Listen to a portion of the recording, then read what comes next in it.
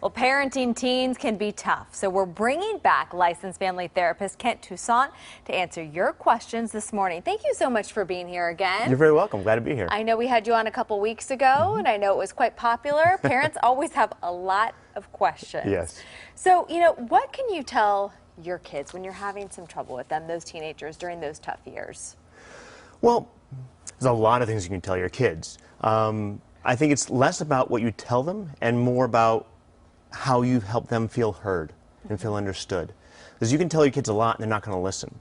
But if they're really feeling heard and understood, they're more likely to tell you what's really going on. It helps open up the opportunity for them to really identify and explore and express the feelings that they're having to alleviate the stress or the drama they're going through as kids.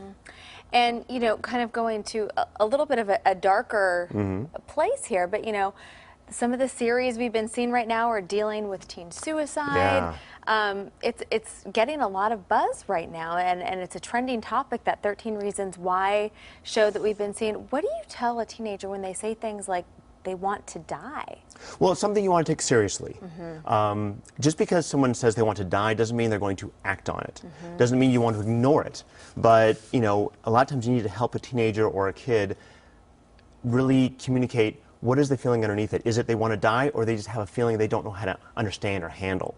And getting your kid to better explore those topics, understand them, again, in a safe place where they can talk to their parents or their therapist or their uncle or their cousin or someone where they can trust to really talk about it, helps them get to a place where they can manage. Now, if it's going to such an extreme place where you really are worried about the danger, it's really important to get them help, whether it's in therapy, whether it's getting them on the right medication. There's a lot of options, and it's really important to talk to the professionals to make sure that your kid is getting the right treatment, what they need. And we do have some questions that viewers have given us specifically that they want you to answer. Sure. One says, I think my child will be nervous about coming to see you. I don't know how to explain what therapy is.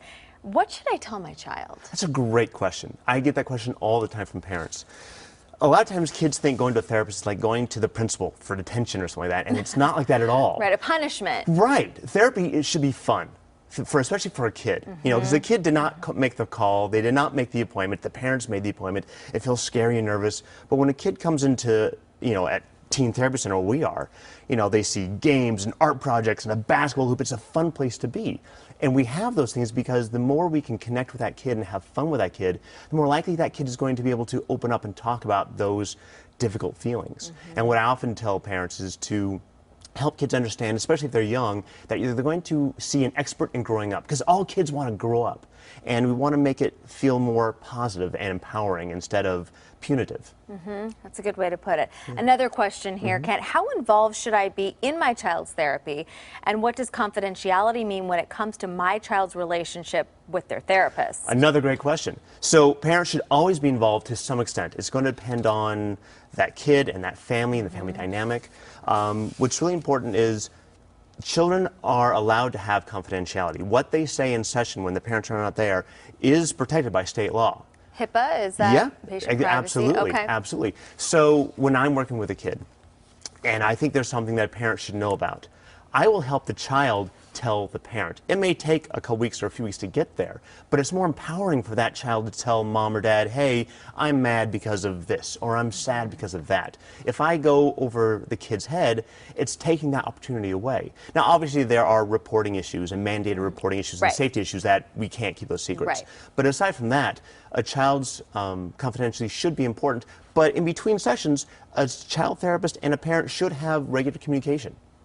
Because that undermines your relationship then with the child if they think you're ratting out everything to mom and dad if I'm telling the parent everything the kid says, the kid's not going to open up to me. Yeah. Interesting. Well, teenagers are going to be around more this summer, kids in general. Any last pieces of advice for parents who are having kids more in the house a little bit this summer? Have fun.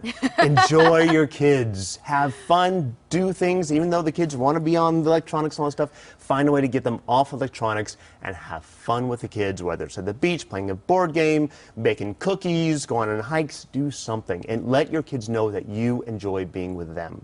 And they will then, in turn, hopefully, enjoy being with you. Good advice. Thank you so much. Thank Great you. answers today. And of course, Kent will be joining us on a regular basis to answer all of your questions. And you can send those questions. We might read them right here on the air and Ask Kent. So you can send them to askkent@cbs.com. Thanks so much, Amy.